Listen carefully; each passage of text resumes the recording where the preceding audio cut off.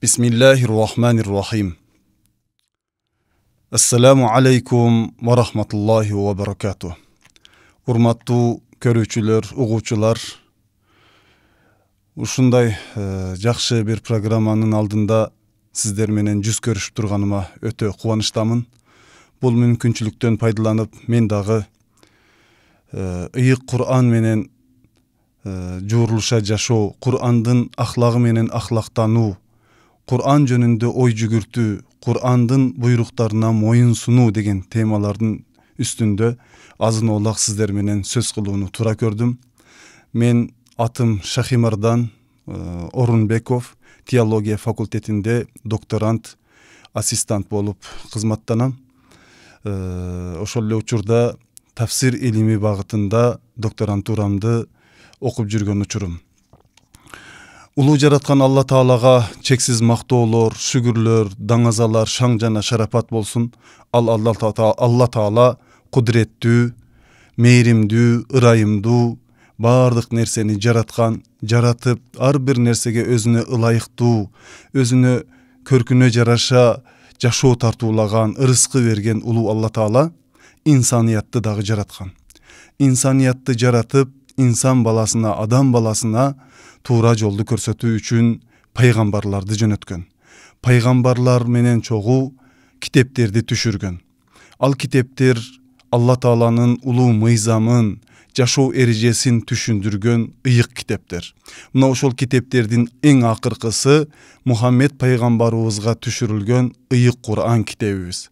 Баарыбызга белгилүү болгондой эле ыйык Кур'ан Карим пайгамбарыбыздын 23 жылдык пайгамбарлык доорунда 23 жыл ичинде ар кандай себептерге, ар кандай окуяларга жана башка себептер менен аят-аят, сүрө-сүрө болуп түшүрүлгөн ыйык китеп. Аллах Хак субханаху ва таала ыйык Кур'ан китебибизди, ыйык Кур'ан Карим китебибизди Жабрил периште аркылуу пайгамбарыбызга жөнөтүп турган. Ыйык Кур'ан китебибиз Рамазан айында түшүп, Кадыр түн кечесинде түшүп баштаган. Бул билесиздер, ыйык Кур'ан Каримде Кадыр сүрөсүндө ачык баян кылынган. Мына ушул ыйык Кур'ан китебибиз пайгамбарыбыз аркылуу сахабаларга үйрөтүлүп, сахабалардан табиандерге, табиандерден табиандерге, андан кийинки момун мусулмандарга улантылып атып, мутаватир жолу менен бүгүнкү күнүбүзгө чейинки инсан баласына жана кыяматка чейин жеткириле турган бир ыйык китеп. Алла Таала билесиздер, Кур'андын сакталышын, эч качан жок болуп кетпөөсүн өзүн кепилдик берген.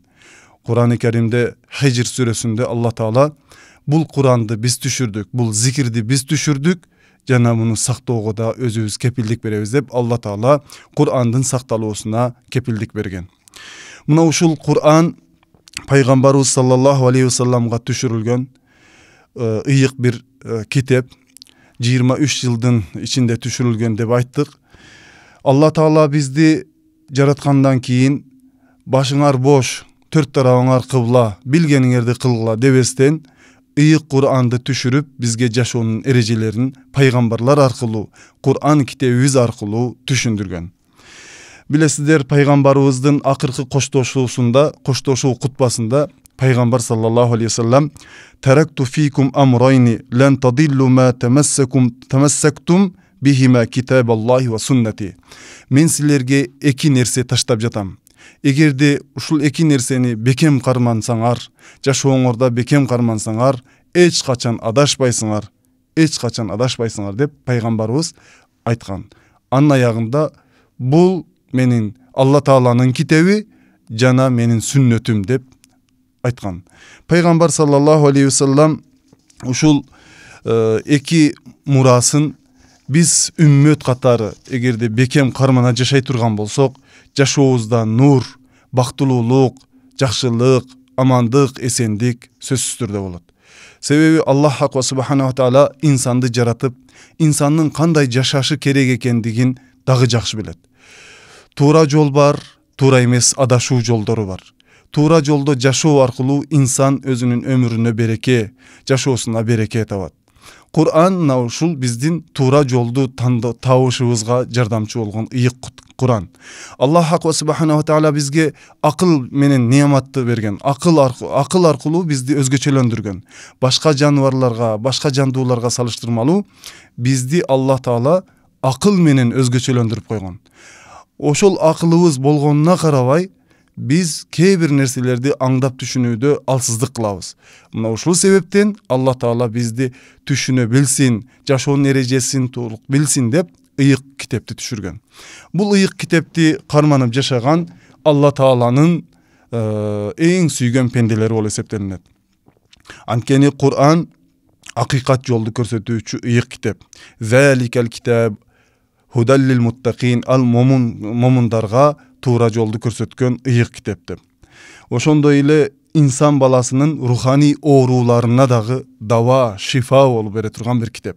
Анткени бир аятта Allah Taala estağfurullah billah ve nunazzilu minal Qur'ani ma huwa şifaa'un ve rahmetun lil mu'minin ve la yazidul zalimin illa khasara. Biz bul Kur'an'dı momun musulmandarga şifa katары дагы түшүргөнбүз дейт. Şifa degende bir gana oorulu, dene мүчөбүз ооруган кезде gana şifa издеп эмес, insan balasынын жан дүйнөсү ооруган кезде дагы şifa издейт. Ruhani bir ooruga çaldыккан кезде bir ruhani bir azыкка muhtaç болуп калат. Мына ушул Kur'an биздин ошол ruhani оорубузга дава боло турган bir kitep. Allah Taala айтат: Allah en жақсы сөздү бири-бирине шайкеш келген жана тажабай кайра окуй турган кылып Kur'an'da түшүргөн. Rabbisинен Allah Taala'dan корккон пенделер Kur'an'dын таасири астында денелери титирейт дейт.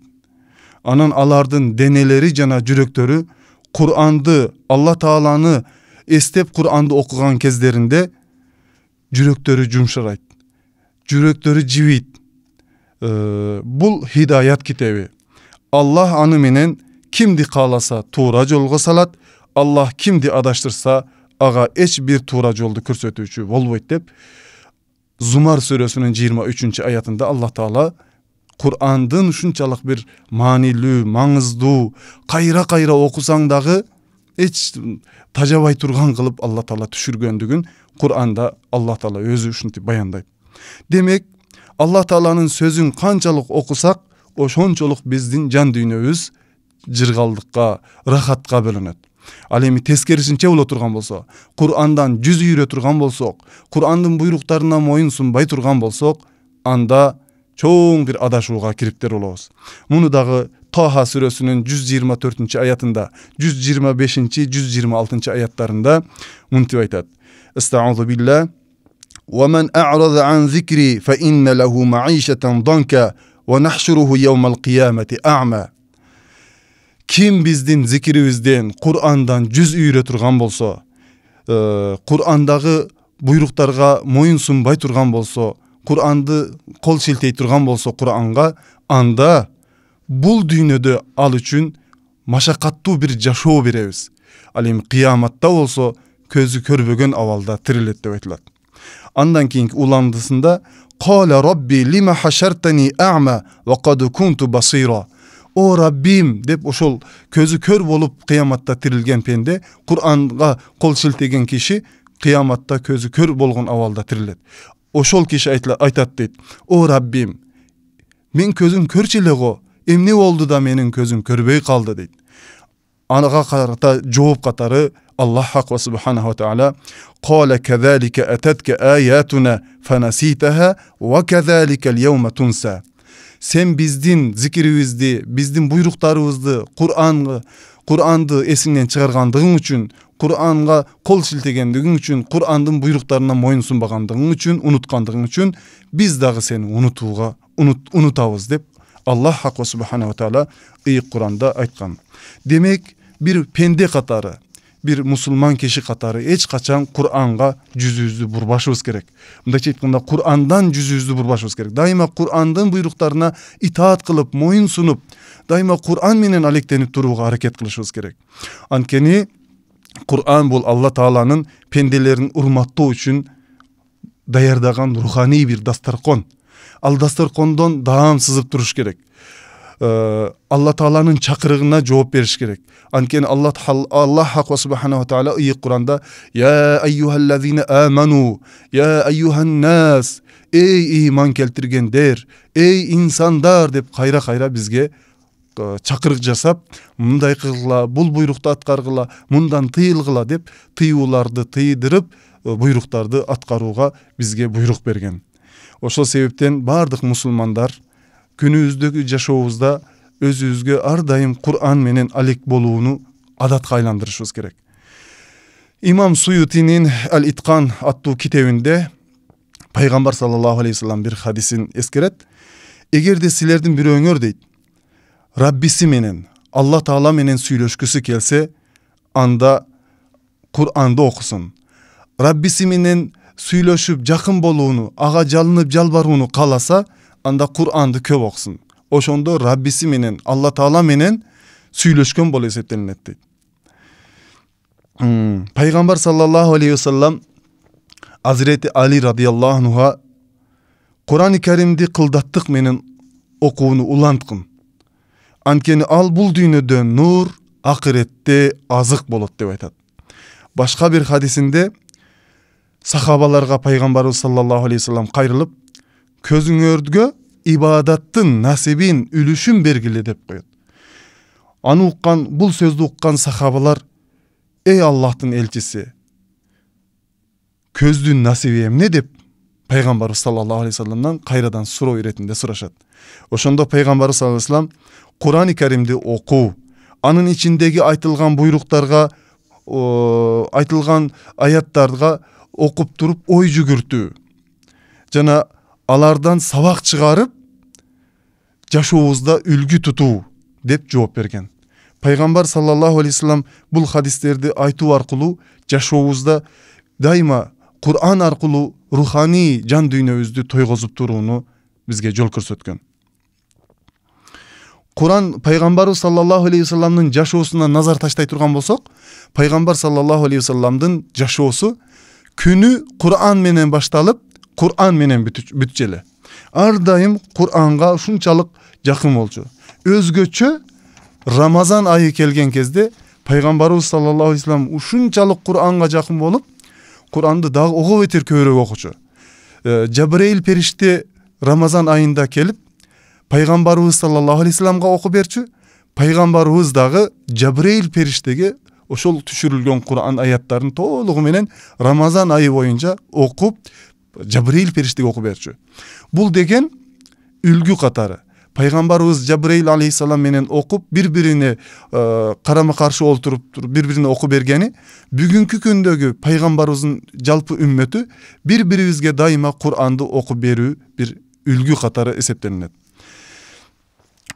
Peygamberimiz sallallahu aleyhi ve sellem özü Kur'an'dı kanday okugandı jaktırsa, oşol uçurda biröөнүн okuganın da oşondoy jaktırgan. Biröөнүn okup andan Kur'an'dı uğuunu şunçalık jaktırgan. Kündördün birinde Abdullah bin Mas'ud radıyallahu anhu Peygamberimiz sallallahu aleyhi ve sellem maga kayrılıp Kur'an oku dep buyurdu deyt. Oşondo ey Allah'ın elçisi, Kur'an sizge düşürülgen bolsa, meni oku deysiz da, emne men oku bereyim ya Resulallah dep Peygamberimizga ушинтип жылуу сөз менен кайрылды.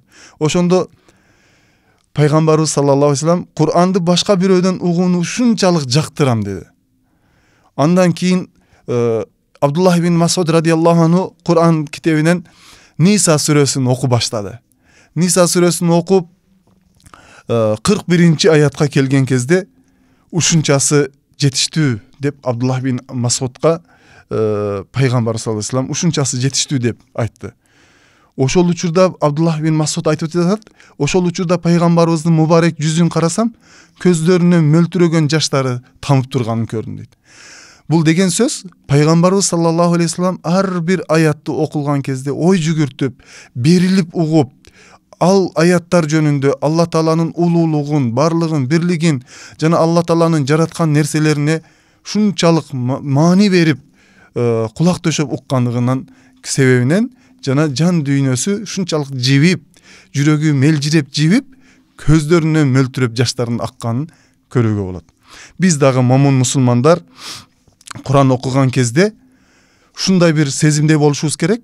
Алла Таала менен түзмө-түз сүйлөшүп, мынакей менин маңдайымда Алла Таала турат, Алла Таала мага сүйлөп жатат, мен Алла Таалага сүйлөп жатам дегендей бир сезимде Кур'ан окушубуз керек. Аллах Хак Субханаху Таала анткени Кур'анды бизге айтат. Бизге мындай ичинде биз момун пенделерге буйрук катары жөнөтүлгөн. Пайгамбар саллаллаху алейхи ва саллям Кур'ан-ы Каримди ар дайым чын ыхлас менен берилип окуйчу эле. Биз дагы ошондой Кур'анды берилүү менен окушубуз керек.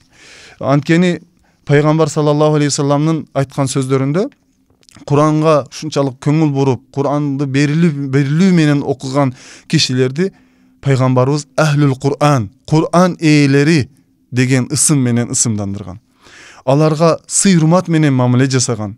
Биз дагы жашообузда Кур'ан жаттаган каарикелерге, хафыздарга сый-урмат менен мамиле жасашыбыз керек. Билесиздер, Осман империясы 630 жылдай өкүм сүргөн бир чоң бир падышачылык бир империя. Мына ушул Осман империясынын доорунда Кур'ан жаттаган кишилерге даарат менен саламдашышкен. Анткени Кур'анда Аллах Таала ла ямассуху иллал мутаххарун, Кур'анды жалаң гана таза кишилер гана кармашат. Кур'анды бир гана таза кишилер гана кармайт деп айткан буйругу бар да.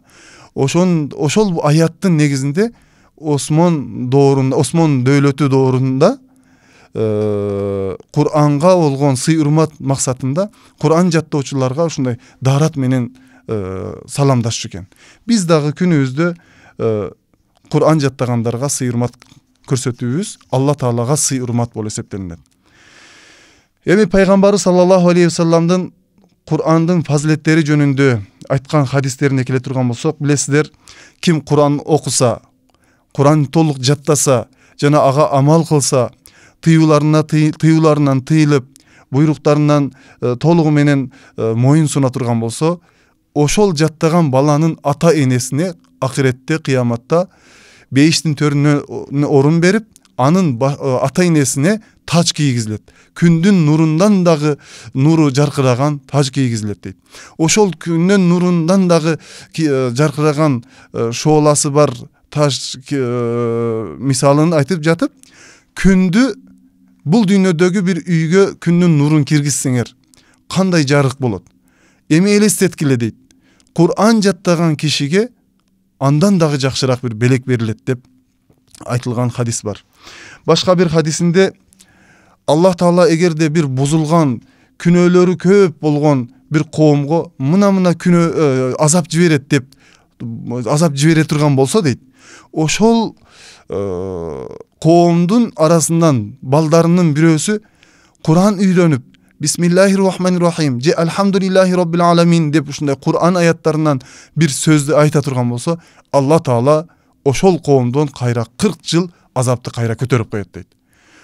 Тагыраак айта турган болсок, бир коомго Алла Таала күнөөлөрү себеп болуп бир азап жибере турган болсо, мына азап келе турган деген учур болгондо, арадан бир кичинекей жаш бала Кур'ан үйрөнүп, Бисмиллахир-рахманир-рахим же Алхамдулиллах деп сөздү айта турган болсо, Аллах Таала ошол баланын окуганын угуп, анын Кур'ан окугандыгын урматына ошол коомдон 40 жыл бою азапты кайрадан көтөрүп коет дейт.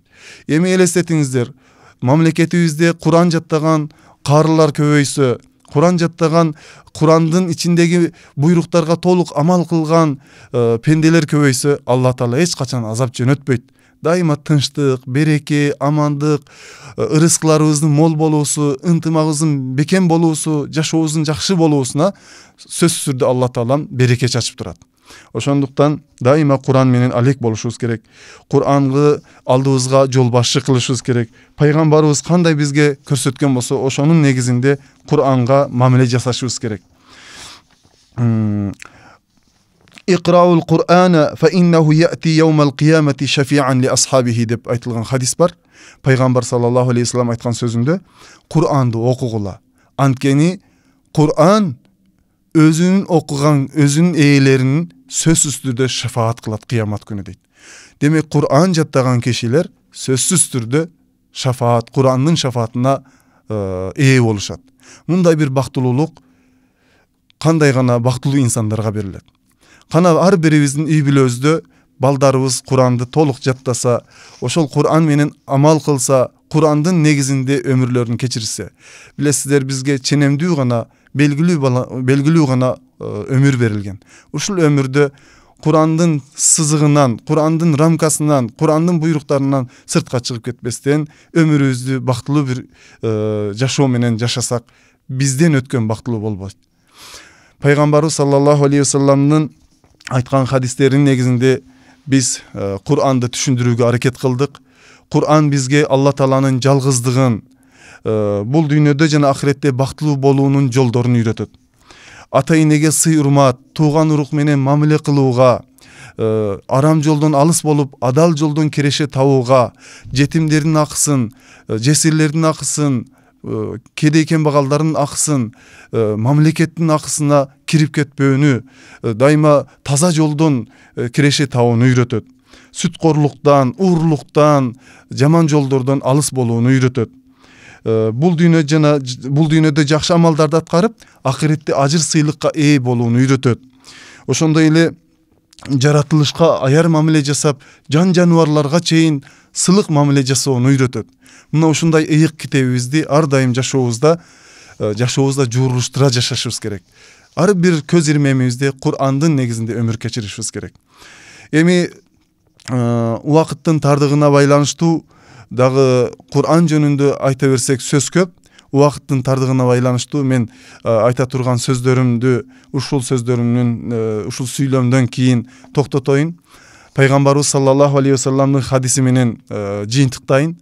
Пайгамбарыбыз саллаллаху алейхи вассалам айткан хадисинде: "Хайрукум ман таалламал Кур'ана ва алламаху."